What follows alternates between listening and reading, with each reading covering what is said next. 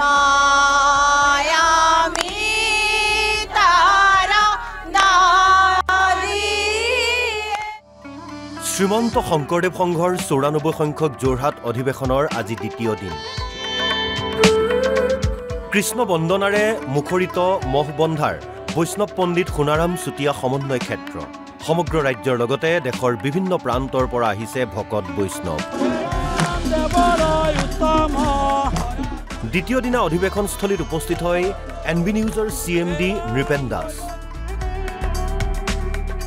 সভাৰ বিশিষ্ট অতিথি হিচাপে উপস্থিত থাকে বিশিষ্ট উদ্যোগপতি তথা সমাজকৰ্মীগৰাকী। সোণাৰাম চুতীয়া সমন্বয় ক্ষেত্ৰত উপস্থিত হোৱাৰ লগে লগে সংঘৰ আই বাসকলে উষ্ম আদৰণি জনায় তেওঁক।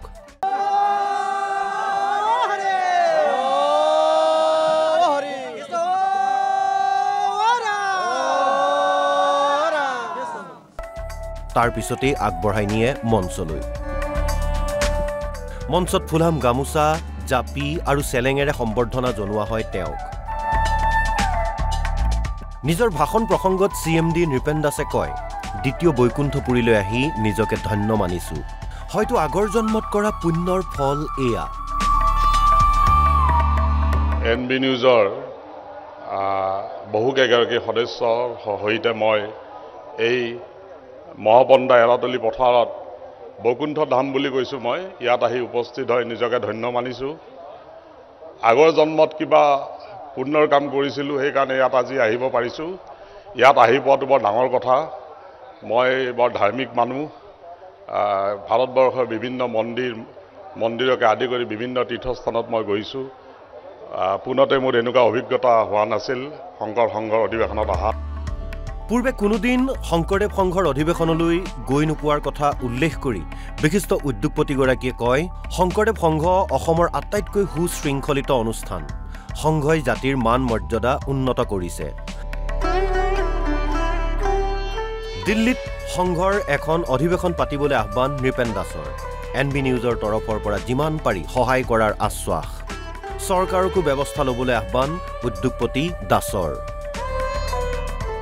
এই যি শংকৰ সংঘ আছে, মোৰ দৃষ্টিত মোৰ যিখিনি জ্ঞান, এই জ্ঞানৰ ফালেৰে মই কৈছোঁ, এইটো এটা সুশৃংখলিত অনুষ্ঠান। মই দেখাত আজিলৈকে ইমান শৃংখলাবদ্ধ অনুষ্ঠান মই দেখা নাই। এই অনুষ্ঠানে আমাৰ জাতিৰ মান মৰ্যাদা বহুলংখ্যে উন্নত কৰিলে। আৰু মই খালি আজি এটাই অনুৰোধ কৰিম, মই বেছি সংখ্যক দিল্লীতে থাকোঁ। আমাৰ শ্ৰদ্ধা ৰাণাদাই মোক জানে, ৰাণা গোস্বামীদেৱে। গতিকে মই আপোনালোকক এটা অনুৰোধ কৰিছোঁ, অহাবাৰ বা তাৰ পিছৰ বছৰ আপোনালোকে পাৰিলে দিল্লী চহৰত অধিৱেশনখন পতাৰ ব্যৱস্থা কৰক।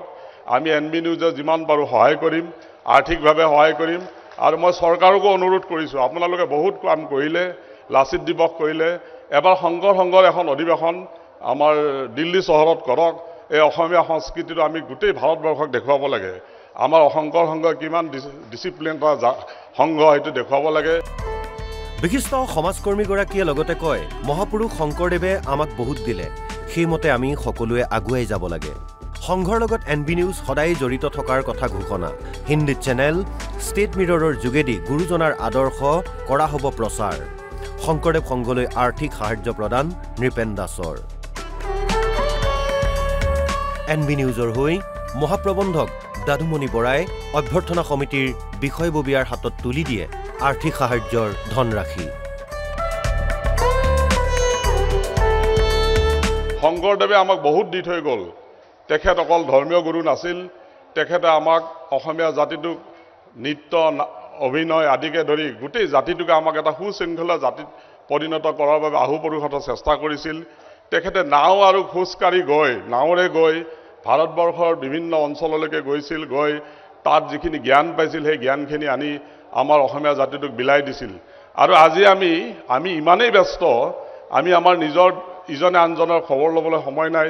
কিন্তু মই সশ্ৰদ্ধে কৰ যোগে প্ৰণিপাত জনাইছোঁ এই সংঘক। এওঁলোক ইমান ডিচিপ্লিনভাৱে গোটেই আজি লাখ লাখ মানুহ, মই আজি গম পাইছোঁ প্ৰায় 10 লাখ মানুহ ইয়াত আজি উপস্থিত হ'ব। এই আটাইখিনিকে ডিচিপ্লিনভাৱে যিটো তেওঁলোকে নিদৰ্শন দেখুৱালে, আটাইখিনিকে ধৰ্ম আলোচনা কৰিছে গোটেইখিনি। এইটো এটা আমাৰ অসমীয়া জাতিৰ আজি মান গোটেই ভাৰতবৰ্ষত বহুত ওপৰত লৈ গ'ল।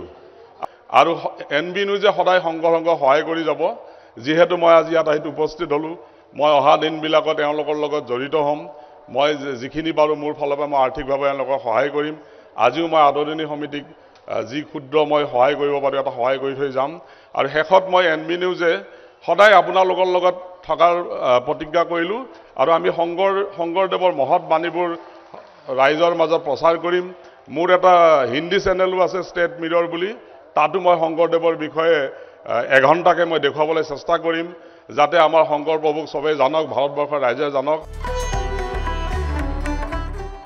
কেৱল সিমানেই নহয় সভাৰ বিশিষ্ট অতিথিগৰাকীয়ে কয় মহাভাৰতৰ যুদ্ধত ভগৱান শ্ৰীকৃষ্ণই বাট দেখুৱাইছিল অৰ্জুনক শংকৰদেৱ সংঘই অসমীয়া জাতিক নেতৃত্ব দি বাট দেখুৱাইছে এতিয়া প্ৰায় লক্ষাধিক লোক ইয়াত আছে আৰু মই ভাবোঁ বিশ্বৰ আটাইতকৈ এটা সুশৃংখলিত এটা অনুষ্ঠান শংকৰ সংঘ আৰু এওঁলোকে আমাৰ অসমীয়া জাতিটোক বাট দেখুৱাইছে কেনেকৈ আমাৰ অসমীয়া বৃহত্তৰ অসমীয়া জাতিটোক খুব এটা আমি যে এটা উচ্চ জাতি এই জাতি প্ৰতিষ্ঠা কৰাত এওঁলোকে আমাক নেতৃত্ব দিছে যেনেকৈ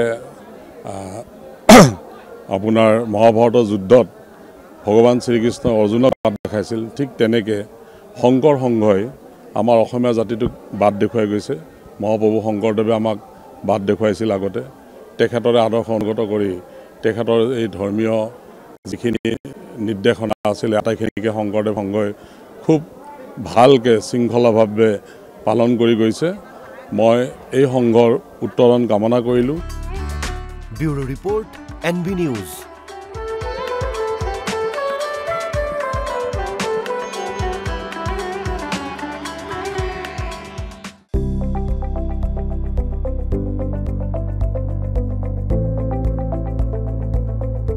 NB নিউজ সহজ সৰল ভাষাত নৱভাৰতৰ কথা